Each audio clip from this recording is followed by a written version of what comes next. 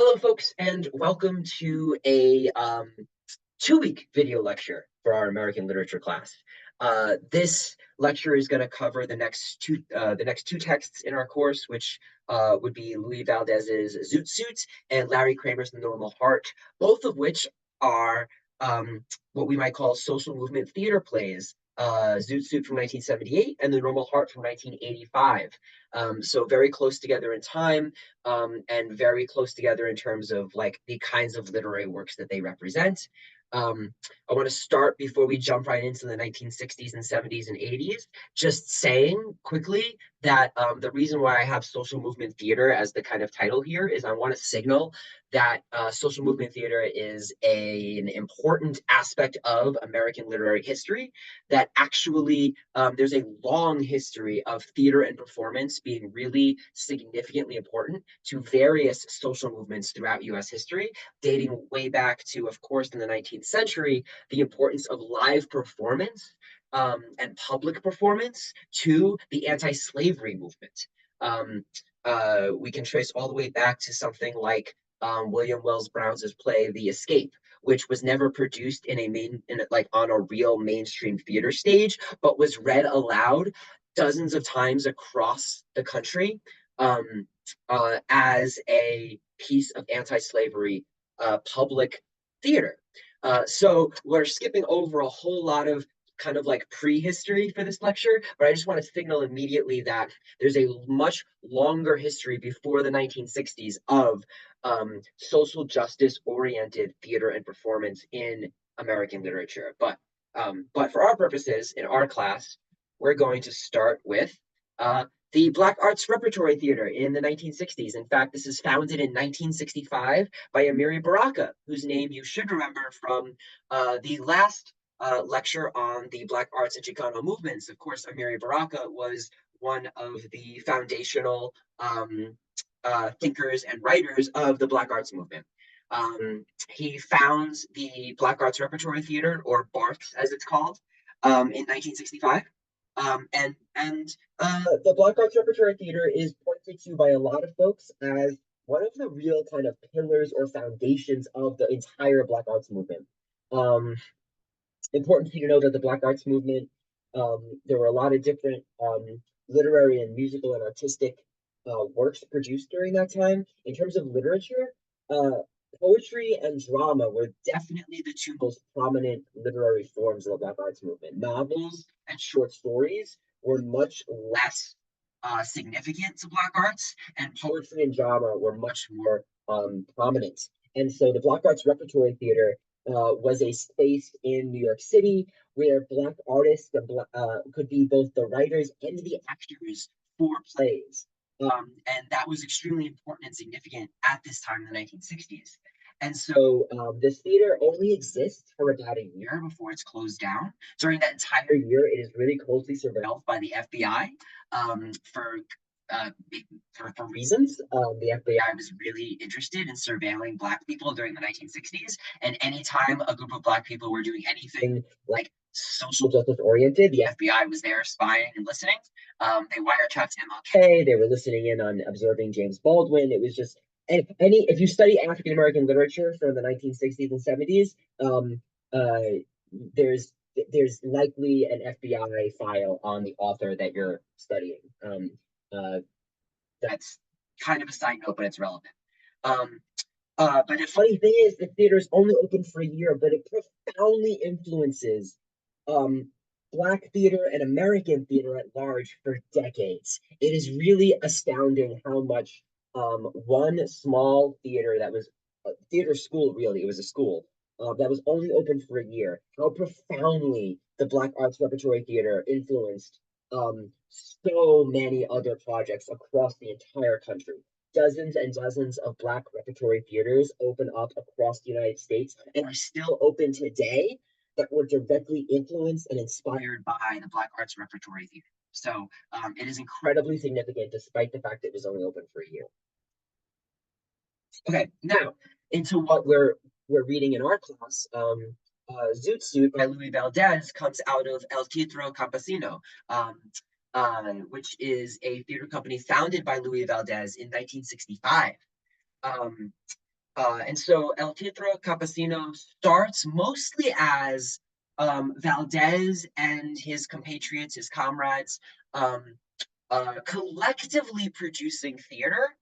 Um, in and I mentioned this in class, but like literally in the spaces of Chicano agricultural workers. They literally would go to farms and and wineries and plantations and actually go out into the working fields and recruit workers to be part of the plays. Um, they called they were mostly one act plays called actos. They were explicitly political in content. They were often farcical. So you can see in this image that I've included on the slide, a kind of example of a still or a tableau um, from one of these plays. And you can see that the police officer in this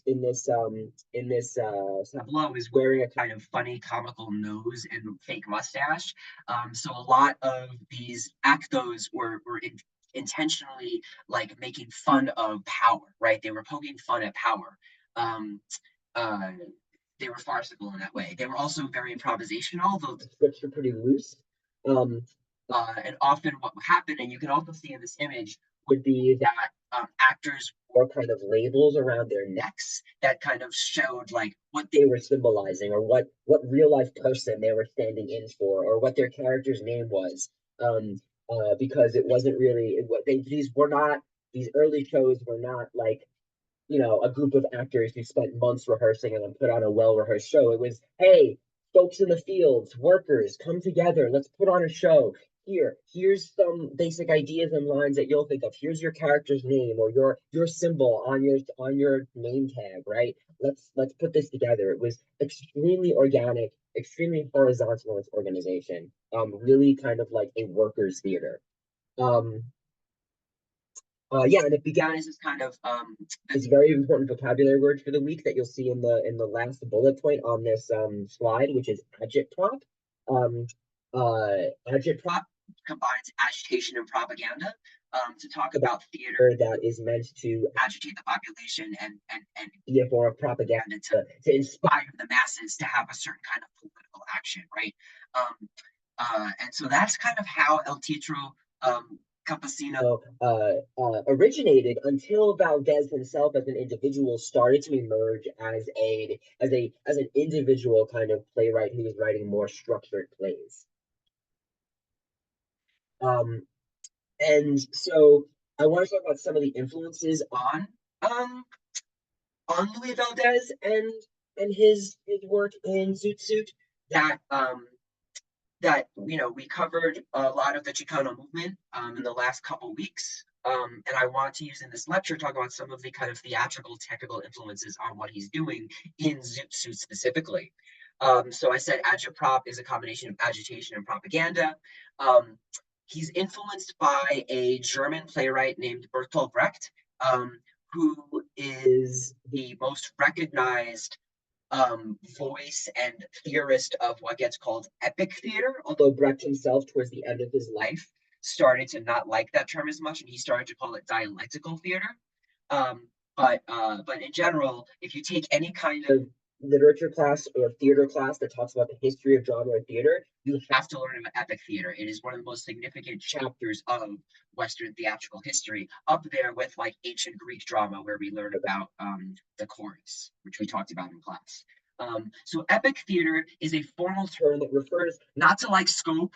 We usually think of epic as being a word that means like big and over the top and grand, but epic in this case doesn't mean like scope, but it refers to function.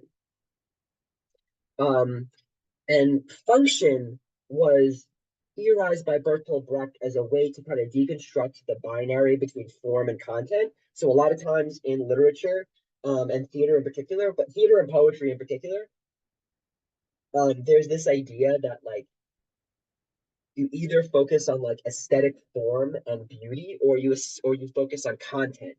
And Brecht kind of said, instead of thinking about form or content, let's think about function, meaning how does a piece of a play work?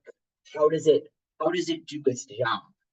And in order to ask that question, you have to ask what is its job, which is a content question, and you have to ask what is it doing, which has to do with its form. And so for Brecht, he was thinking about function as a way to not get trapped into this debate between form and content.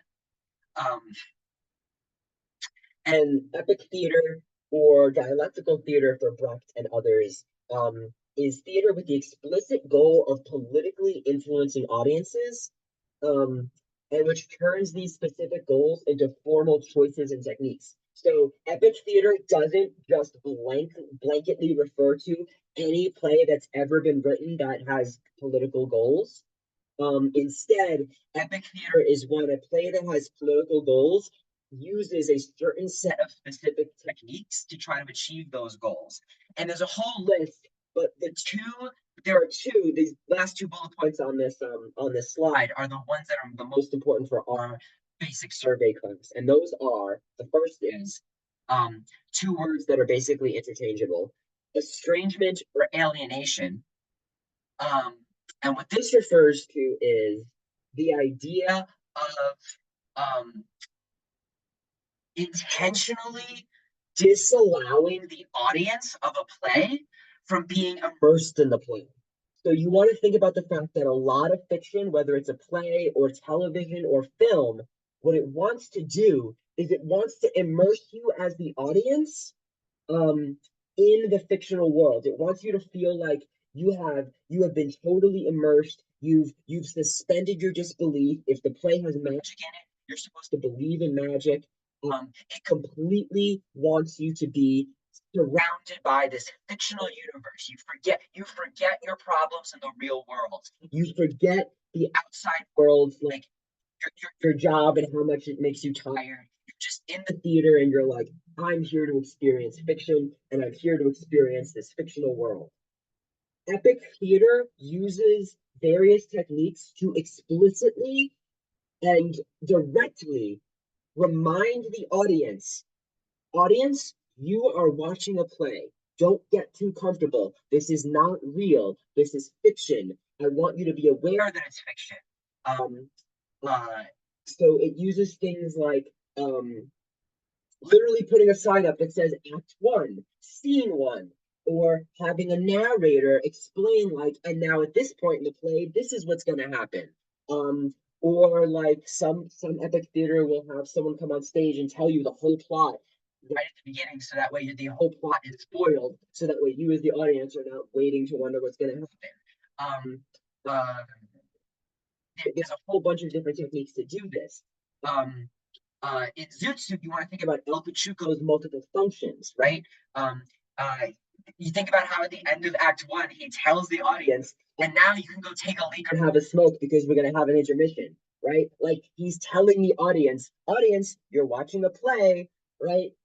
So these are moments where the play is telling the audience, hey, remember this is fiction, remember this is art, don't get too immersed, don't be fooled. Whereas traditional theater, for the most part, mainstream theater wants you to be totally immersed.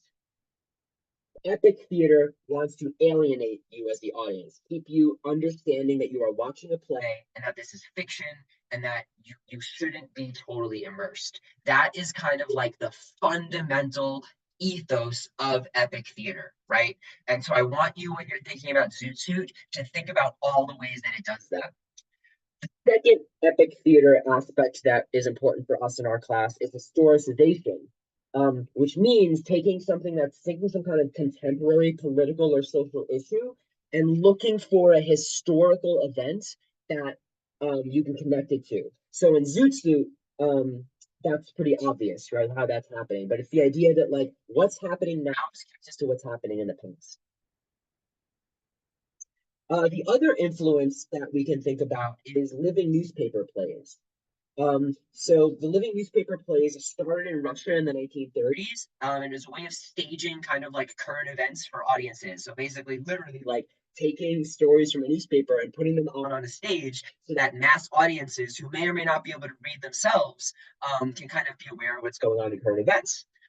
Very much a form of agitation propaganda because living newspaper plays don't just objectively report the news, they almost always are trying to influence their audiences to kind of take up some kind of social change cause. Um, so like in this top picture that I've shown here on the slide, that is from a living newspaper play that's about monopolies. And about I think this one I think was about an electrical company, and this was a person coming to try to pay their electric bill and realizing there was only one electric company in the entire city, and so that way that electric company could raise their rates because there was no competition. And so it was a newspaper report on the creation of a monopoly electronic electrical company. But the real point of the play was to tell people, hey, you should agitate and fight monopolies, right? In the US, this actually gets funded by the Federal Works Project through the Federal Theater Project. Um, Produces a series of these plays in order to, during the Great Depression, keep people involved and informed of what's going on in the world.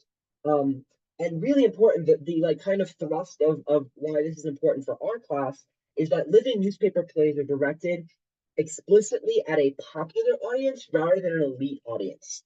So sometimes people think of theater as this kind of elite art form because you have to pay for seats in the theater, and like theater tickets can be expensive. Some people are put off by theater as being this kind of snobbish form. I, as a not elite person who loves the theater, don't think that way, but I also understand that it has that kind of air to it.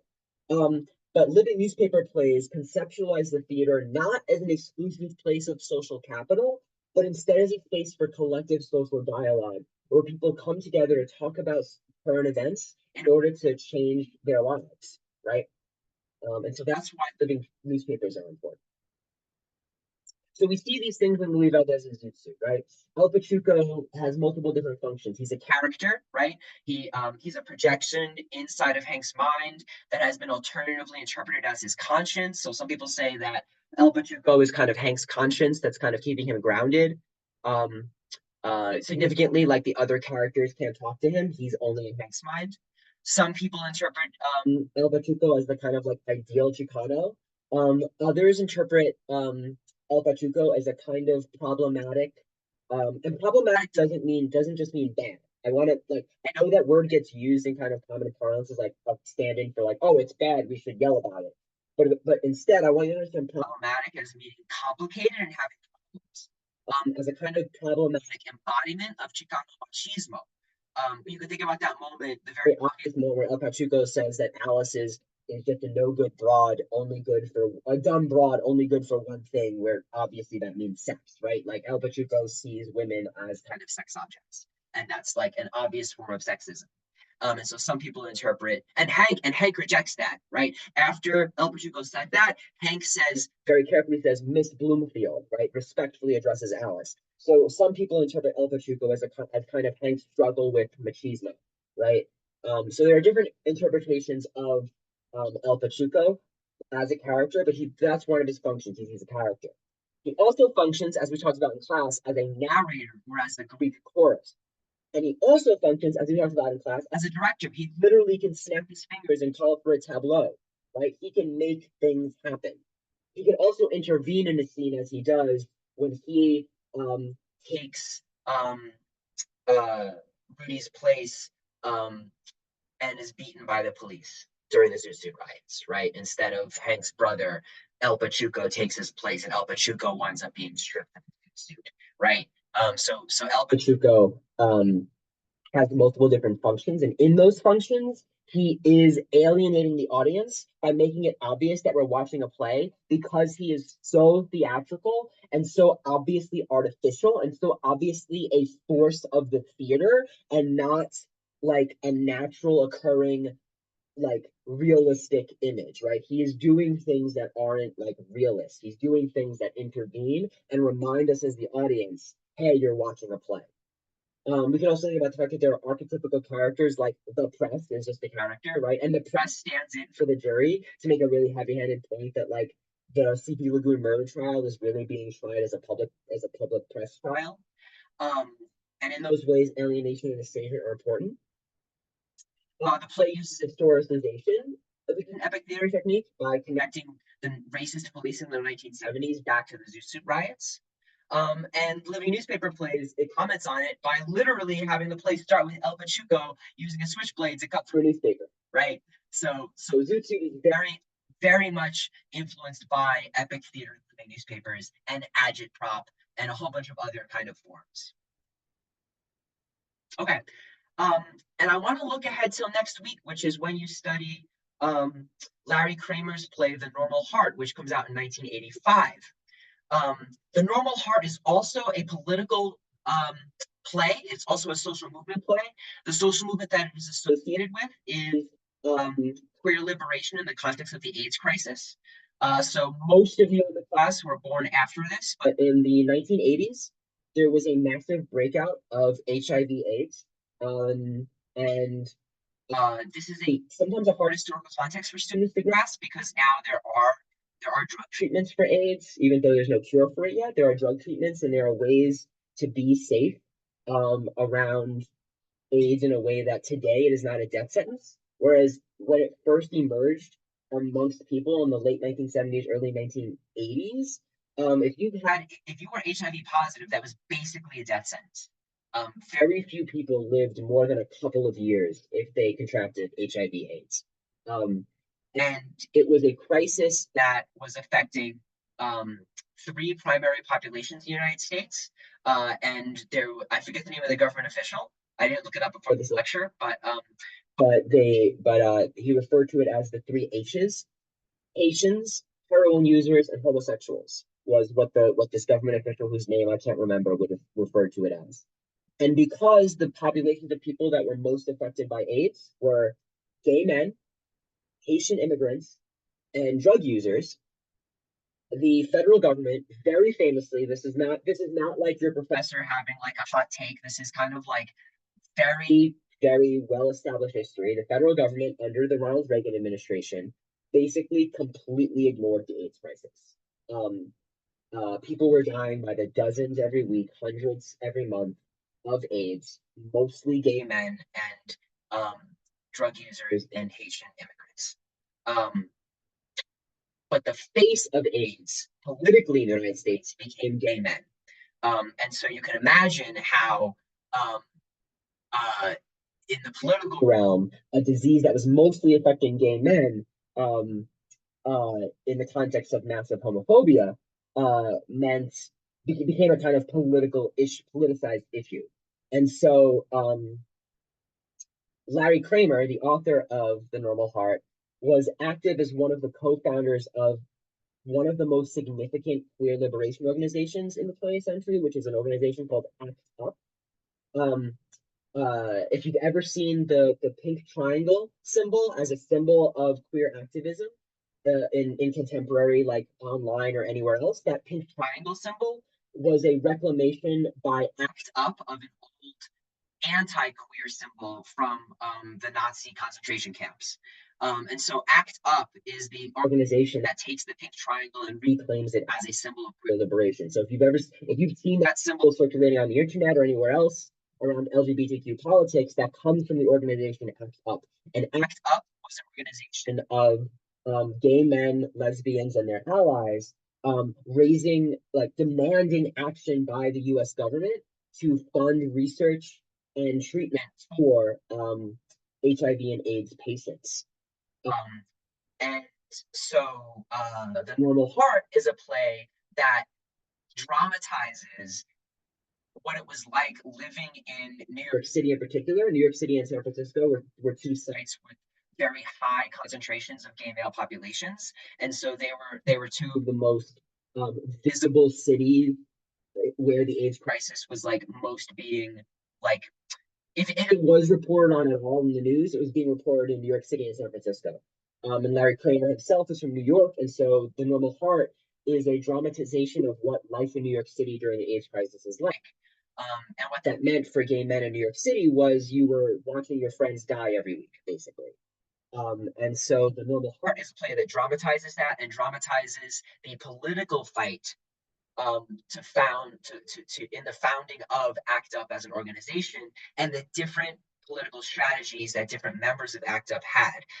One of the things that is a key theme in the Normal Heart is that um, that one single unified social, seemingly unified social movement can have many different strategies, and you'll see what I mean by that when you actually get into the play.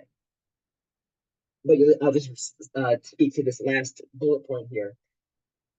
Excuse me. That whereas Zoot Suit is a pretty straightforward agitprop play, pretty straightforward Chicano version of epic theater.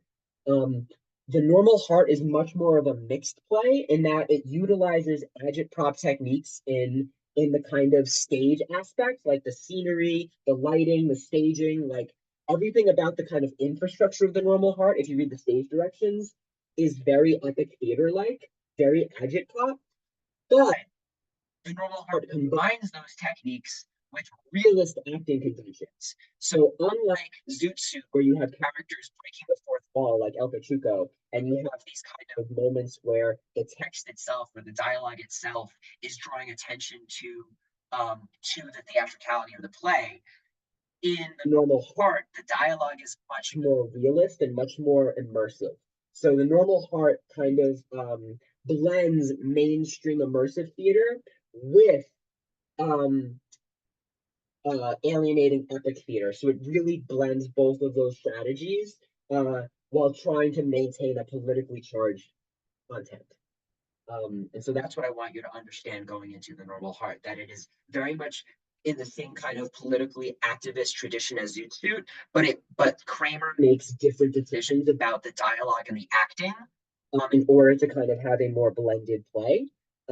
Not in a way that's better or worse, but just in a way that's different that I want you to notice.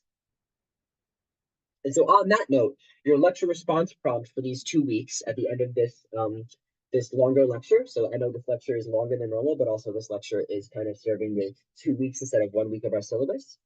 But your prompt for this week, I'll read aloud, is I want you to think about the ideas of immersion and estrangement that I discussed today in this lecture. So again, immersion, the idea that when you go to the theater, whether to see a film or a play, you are sitting comfortably and letting yourself just kind of like be immersed in this fictional universe and enjoying your time, right? You're kind of escaping into fiction versus estrangement, which is, hey, audience, don't forget you're watching theater. Don't get too comfortable.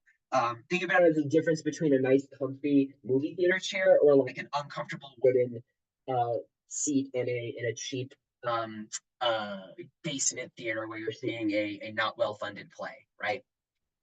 As you read or watch The Normal Heart, I want you to take notes on which aspects of the play lean towards immersion and which ones lean towards estrangement. For your response for this lecture, I want you to compare Zoot Suit and The Normal Heart in terms of theatrical techniques in the writing and the stage directions. I'm not asking you which you liked better, though you should feel free to mention that. Like if you want to talk about which one like you enjoyed better as a reader or audience, you can do that. But what I want your focus to really be on technique. How do the plays communicate their political messages? How effective are they? How are they similar and different in their strategies, not just their content, but their strategies? So think about like how the dialogue is written, how the stage directions are written, how the scenery is supposed to work, um, uh, how the characters function. Right? I really want you to focus on how the plays work, um, as your main point of comparison. So do discuss all that other stuff, but like in terms of what you liked better, what how you felt, what your emotions were. But I want your focus of your response, which should be hopefully at least one full paragraph, if not two full paragraphs. Um, Focus on theatrical technique and form and function. Right, that's what I want you to focus on for these kind of 2 weeks worth of readings as you respond to this lecture. So thank you for that, and I hope you enjoyed these two plays.